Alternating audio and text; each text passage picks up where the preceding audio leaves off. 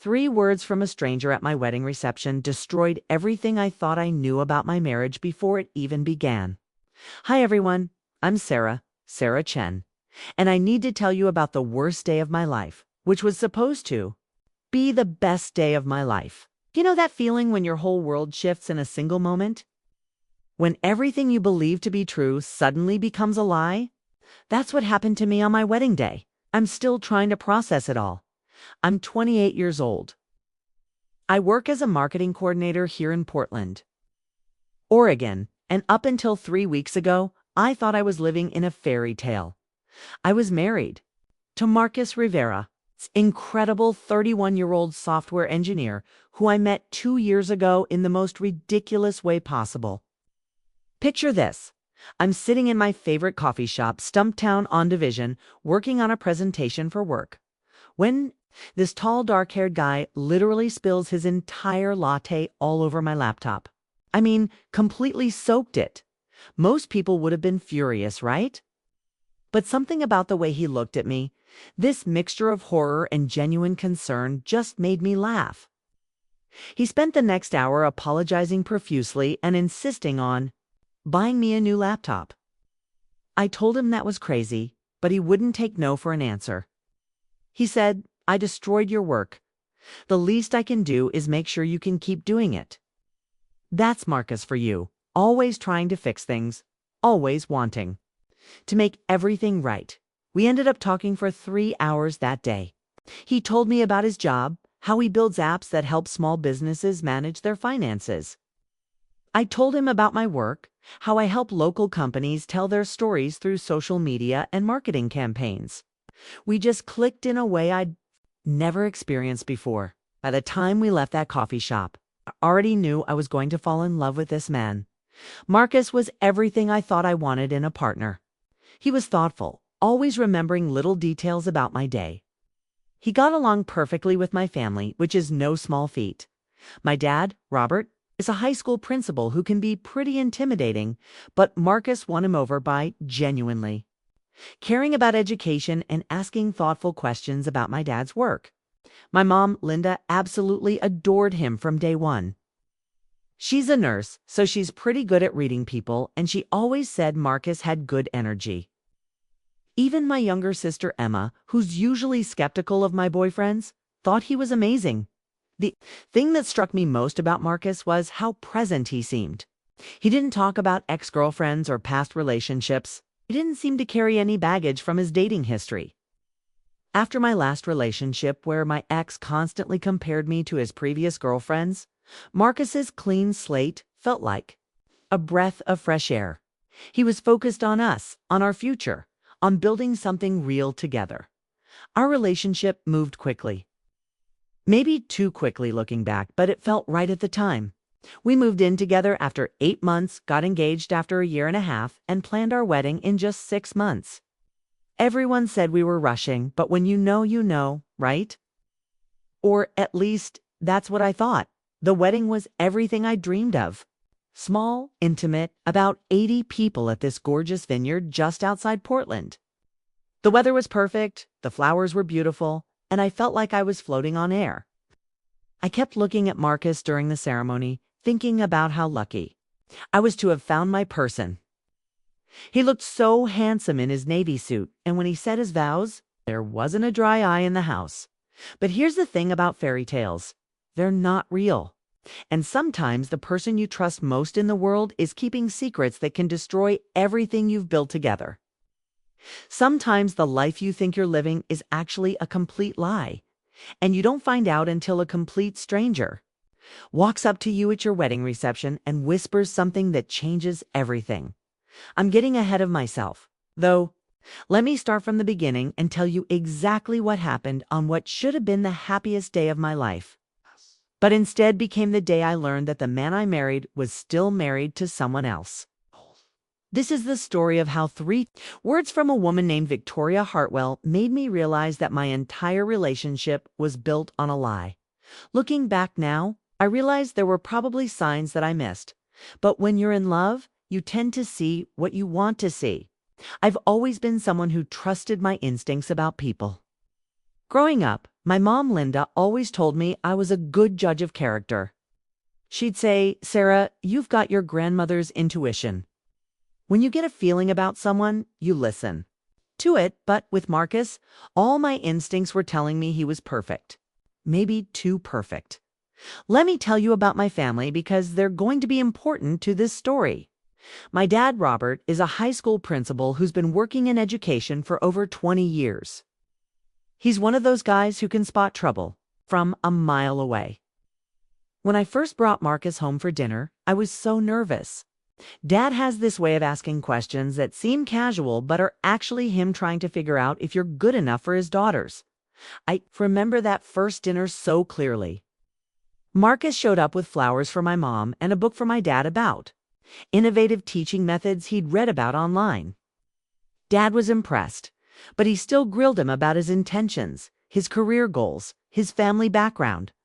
Marcus handled it perfectly. He was respectful but not intimidated, confident but not arrogant. By the end of the night, Dad was asking him about his opinion on the local school district's new technology initiatives. My mom Linda fell in love with Marcus immediately. She's a nurse at OHSU, so she's used to reading people quickly and accurately. After that first dinner, she pulled me aside and said, "Sarah, that man looks at you like you hung the moon.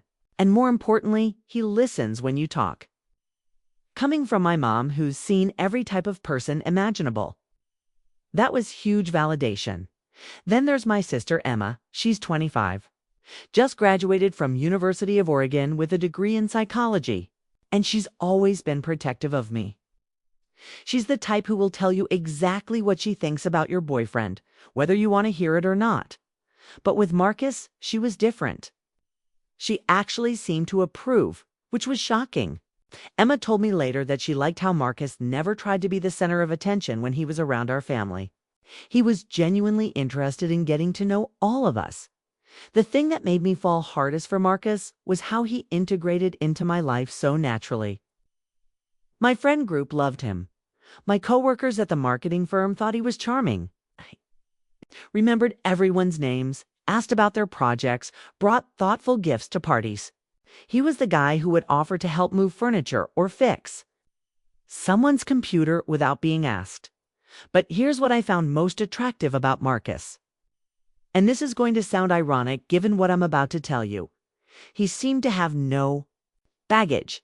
My previous relationship had been with this guy Jake, who constantly talked about his ex-girlfriend Melissa. Everything was. Melissa used to do this, or Melissa never liked that. It was exhausting, feeling like I was constantly being compared to someone else's memory. Marcus was the complete opposite. He rarely mentioned past relationships. When I asked about his dating history, he'd give vague answers like, "I dated some people, but nothing serious," or "I hadn't found the right person yet." I found this refreshing. I thought it meant he was focused on our future, not stuck in his past. Our wedding day started exactly like I'd always imagined it would. I woke up in my childhood bedroom, which my mom had decorated with fresh flowers. Emma was already there with coffee and pastries from my favorite bakery. We spent the morning getting ready, doing our hair and makeup, laughing about embarrassing childhood memories. I felt calm and excited, ready to start this new chapter of my life. The ceremony was at Willamette Valley Vineyards, about an hour. Outside Portland was a perfect September day. Warm but not too hot, with just enough breeze to keep things comfortable. We'd chosen the vineyard because Marcus and I had gone wine tasting there on our 6-month anniversary. It felt like the perfect place to make our relationship official, walking down the aisle.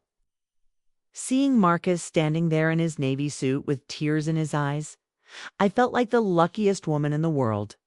Our vows were personal and heartfelt. I promised to support his dreams, to be his partner in all of life's adventures, to love him through whatever challenges we might face. He promised to cherish me, to be honest with me always, to build a life together based on trust and respect. Those words, "to be honest with me always," are going to haunt me for the rest of my life. The reception was in full swing when everything started to unravel. We'd moved from the ceremony site to this beautiful covered pavilion overlooking the vineyard. The tables were decorated with white hydrangeas and eucalyptus. String lights were twinkling overhead, and our photographer was capturing all these perfect moments that I thought I'd look back on with joy for the rest of my life. I was making my rounds. You know how you do at weddings, table to table. Thanking everyone for coming, taking photos, accepting congratulations. Marcus was doing the same on the other side of the room. I remember feeling so proud watching him interact with my family and friends. He was laughing with my Uncle Dave about something, probably one of Dave's terrible dad jokes, and I thought to myself, this is it. This is my happily ever after. That's when I noticed her. She was sitting alone at a table in the back corner. It's partially hidden by one of the support beams. At first, I thought maybe she was someone's +1 who was waiting for their date to come back from the bathroom. Something about her caught my attention. She wasn't mingling, wasn't eating, wasn't even looking at her phone like most people do when they're alone at social events. She was just sitting there, watching Marcus specifically. I'd never seen her before in my life, but she looked like she belonged at an elegant event. She was probably in her early 30s, with auburn hair pulled back in a sophisticated chignon, wearing a navy dress that probably cost more than my monthly rent. She had this kind of effortless elegance that made her stand out even while she was trying to blend in, but it wasn't her appearance that made me uneasy. It was the way she was looking at my husband. There was something familiar in her gaze, something intimate, like she knew him, really knew him. I tried to shake off the feeling and continue my rounds, but I kept glancing back at her. Who was she? How did she know Marcus? And why did she look like she was waiting for something? Finally, I couldn't take it anymore. I walked over to her table, putting on my best hostess smile. Hi there. I don't think we've met. I'm Sarah, the bride.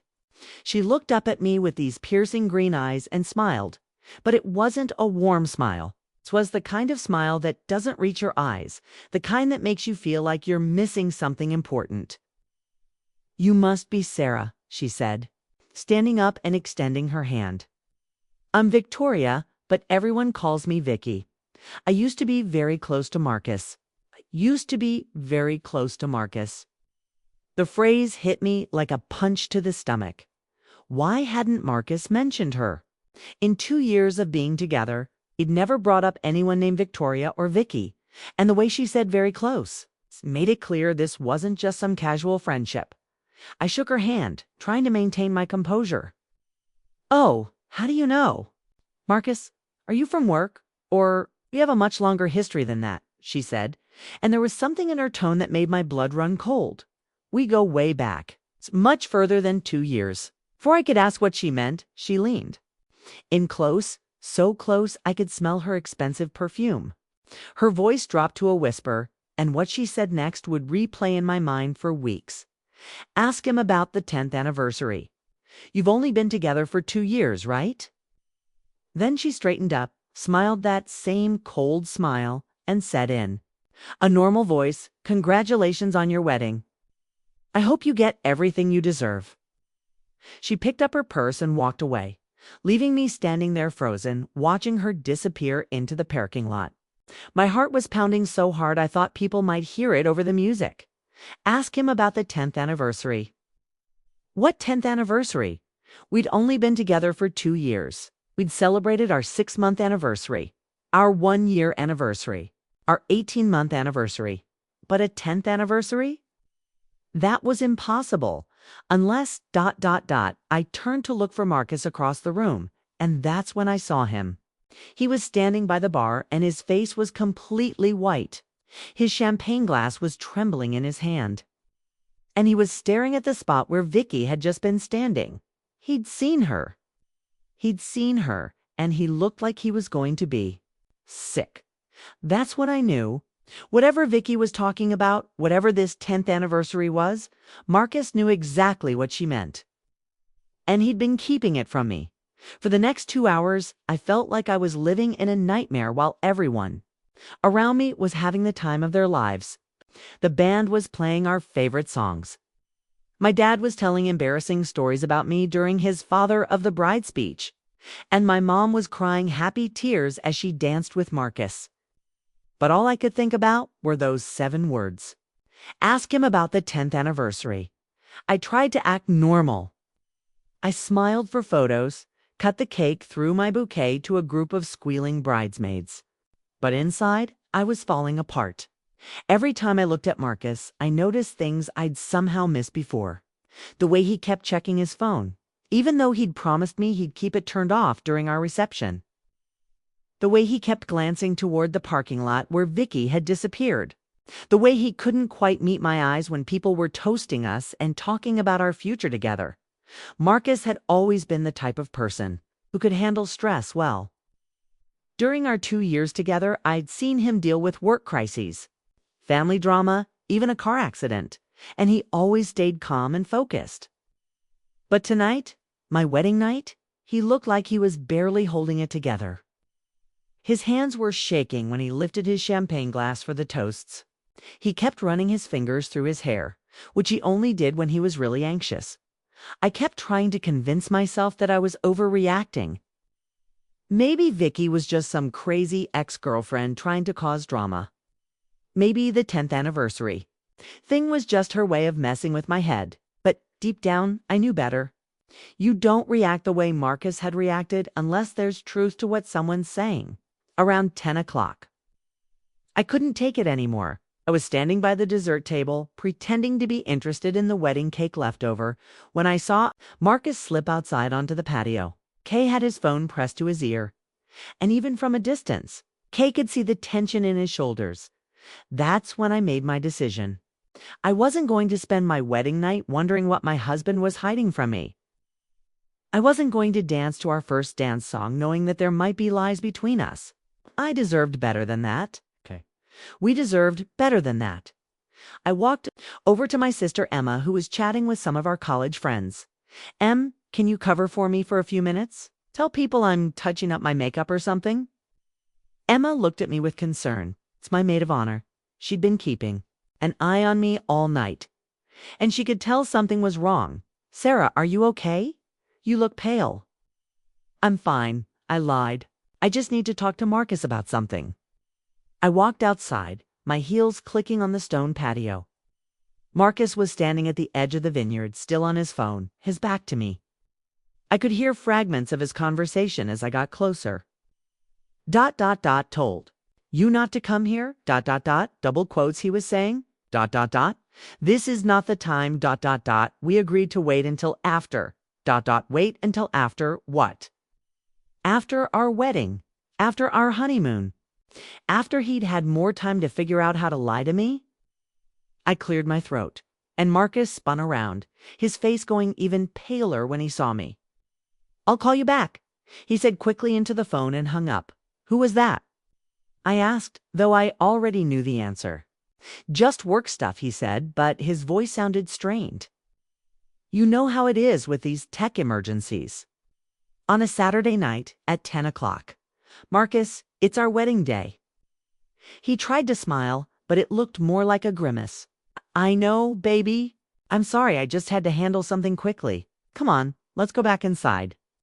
I think your uncle wants to request another Frank Sinatra song, but I didn't move.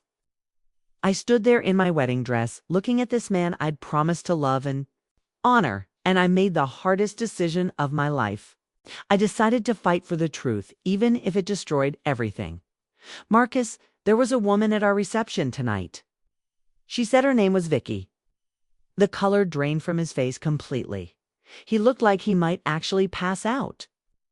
I don't know what you're talking about, Sarah. This is our wedding day. Can we please just enjoy it? No, I said, and my voice was stronger than I felt.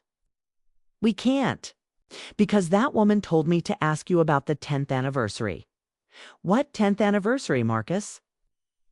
We've been together for 2 years. Marcus looked around desperately, like he was hoping someone would come rescue him from this conversation. It was just him and me, standing in the shadows of the vineyard where we just promised to be honest with each other for the rest of our lives. We need to talk, he finally said, his voice barely above a whisper. But not here, not in front of everyone. No, I said firmly. We're talking now. I'm not going to smile and dance and pretend everything is fine when you're keeping secrets from me. What 10th anniversary? Marcus stood there for what felt like an eternity, just staring at me.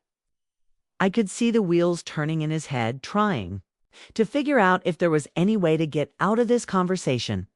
But we were past that point now. I wasn't going to let him deflect or lie his way out of this. Sarah, he finally said, his voice cracking, you have to understand I never meant for any of this to happen. Any of what to happen, Marcus? Just tell me the truth. He took a deep breath and looked down at his hands. Vicki and I? We were married. For 8 years.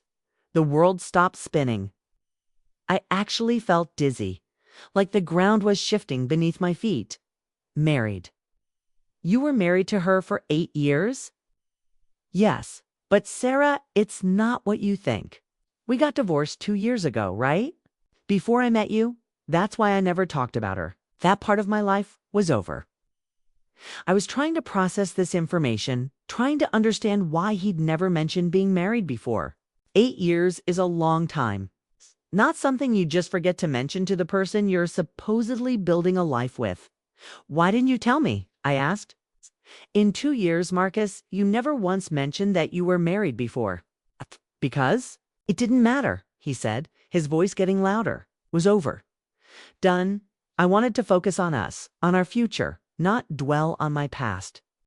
But something wasn't adding up. If you got divorced 2 years ago, why did she say to ask you about the 10th anniversary? Your 10th wedding anniversary would have been... I did the math quickly in my head, and my heart sank even further. Marcus, if you were married for 8 years and got divorced 2 years ago, your 10th anniversary would have been this year. This month, actually. Marcus's face went completely white, and I knew I was onto something. What aren't you telling? Me, I demanded. He was quiet for a long moment. Then he looked up at me with tears in his eyes. Sarah, we're not actually divorced. What do you mean you're not actually divorced? We filed the paperwork, he said quickly. We went through the whole process, signed everything, submitted it to the court. But there was some kind of administrative error. The paperwork never got processed properly. We thought we were divorced, but legally, we're still married. I felt like I was going to throw up. You're still married to her? Technically, yes. But Sarah, you have to understand. Understand what? I interrupted, my voice rising. Understand that you let me plan a wedding? That you let me invite my family and friends? That you stood up there and made vows to me knowing that you already have a wife? It's not like that, Marcus said desperately. We found out about the paperwork error 3 months ago. Vicki contacted me about some tax stuff, and that's when we discovered the mistake. But I love you, Sarah. I wanted to marry you. I was going to fix everything right after our honeymoon. 3 months. I stared at him in disbelief. You've known for 3 months that you're still married to someone else, and you didn't tell me? If you let me go through with this wedding knowing it was all fake. It's not fake, he protested. My feelings for you are real. Our relationship is real. The legal stuff is just paperwork. Just paperwork. I couldn't believe what I was hearing. Marcus, I'm not actually your wife. This whole ceremony, this whole day, it's meaningless. I'm the other woman, and I didn't even know it. Marcus stepped toward me, reaching for my hands. Sarah, please. I was going to handle it. I was going to file for the divorce immediately. After our honeymoon. I just didn't want to ruin our wedding day with legal complications. I yanked my hands away from him. You didn't want to ruin our wedding day? You've ruined our entire marriage. How could you let me stand up there and promise to love and honor you when you were keeping this from me? How could you let me believe I was becoming your wife when you already have one? 'Cause I love you, he said, tears streaming down his face now. 'Cause I knew that if I told you, you might not want to go through with the wedding, and I couldn't bear the thought of losing. So you decided to lie to me instead? You decided that protecting yourself was more important than being honest with me? The truth hit me like a sledgehammer. Our entire relationship, everything I thought we'd built together, was based on a lie. Not just the legal technicality, but months of active deception. Marcus had chosen to protect himself rather than trust me with the truth. "I can't do this," I said, stepping backward. "I can't even look at you right now. Sarah, please, we can fix this. I'll file the divorce papers first thing Monday morning. We can have a real ceremony in a few months." "No," I said firmly. "We can't fix this, because this isn't about the paperwork, Marcus. This is about the fact that you lied to me for months. This is about the fact that when faced with a difficult situation, your first instinct was to deceive me rather than trust me with the truth." I walked away from Marcus that night and didn't look back. I mean that literally. I turned around, walked back into our reception, and somehow managed to get through the next 2 hours without completely falling apart. I smiled, I hugged people goodbye. I thanked everyone for coming. My family had no idea that my marriage had just imploded before it even began. The hardest part was keeping it together in front of my parents.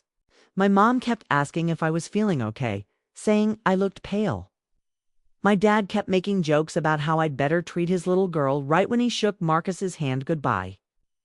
Emma, being Emma, could tell something was seriously wrong, but I begged her not to ask questions until we were alone that night. Instead of going to the honeymoon suite we'd booked at the hotel, I went home with Emma to her apartment. I still had my wedding dress on when I broke down and told her everything. She was furious, but not just at Marcus. She was angry at herself for not seeing through him, for not protecting me somehow.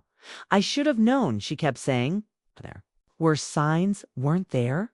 The way he never talked about his past, how he seemed too good to be true. But here's the thing I realized over the next few days. There probably weren't signs I could have reasonably picked up on. Marcus wasn't, obviously, deceptive or manipulative. He was just a coward who made a series of selfish decisions that snowballed into this massive betrayal. The next week was the hardest week of my life. I had to call our honeymoon resort and cancel our trip. I had to return wedding gifts and explain to confused relatives why we weren't posting any honeymoon photos. Worst of all, I had to tell my parents what really happened. My mom cried. My dad, who's usually pretty controlled with his emotions, actually punched a wall. He kept saying he should have trusted his instincts, that something had felt off about Marcus from the beginning, but I don't think that's true. I think my dad is just looking for reasons to blame himself for not protecting me. Marcus tried calling and texting constantly for the first few days. He left long voicemails explaining how sorry he was, how he was going to fix everything, how we could start over. He even showed up at my apartment once, but Emma answered the door and told him to leave or she'd call the police. The decision to end things wasn't immediate. I actually considered trying to work through it for about a week. Marcus did file for divorce from Vicki, and his lawyer assured me that it would be finalized within a few months. He offered to go to counseling, to do whatever it took to rebuild trust. But then I had a conversation with my mom that changed everything. She came over one evening with Thai takeout and just sat with me while I cried. Finally, she said something that cut right to the heart of it. "Sarah, honey, this isn't really about the legal stuff with his ex-wife. That's just paperwork. This is about the fact that when he had a choice between protecting you and protecting himself, he chose himself. Not once, but every day for 3 months." She was right. Every morning, Marcus woke up and made the choice not to tell me.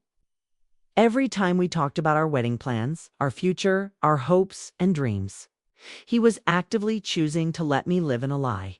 That's not the kind of partner I want for life. The final straw came 2 weeks after the wedding when Vicki actually reached out to me. She found me on social media and sent me a message apologizing for how she'd handled things at the reception. She explained that she'd been trying to get Marcus to tell me the truth for months, and when he kept putting it off, she felt like she had to do something. "I couldn't let you go on your honeymoon not knowing," she wrote. "I couldn't let you keep planning a life with someone who was lying to you. I know it was horrible timing, but There was never going to be a good time for him to tell you. He was never going to tell you. And that's when I knew she was right. Marcus wasn't planning to tell me after the honeymoon. He was hoping the problem would just go away somehow. Looking back now, 3 weeks later, I realized that Vicki showing up at my wedding was probably the best thing that could have happened to me. Yes, it was devastating and humiliating and heartbreaking, but it saved me from years of being married to someone who fundamentally doesn't understand what partnership means. I learned that sometimes the people we love most are capable of the deepest betrayals. Not because they're evil, but because they're selfish and scared.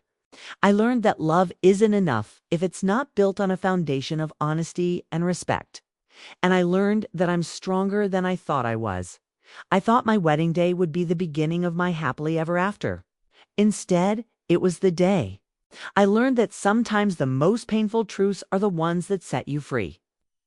Sometimes the worst thing that happens to you is actually saving you from something even worse. And you know what? I'm going to be okay. It's better than okay, actually. Because now I know exactly what I won't accept in a relationship. And I'll never settle for less than complete honesty again. So that's my story. I know it's a lot to process, and I know some of you might be thinking about your own relationships. Right now, wondering if there are things your partner isn't telling you.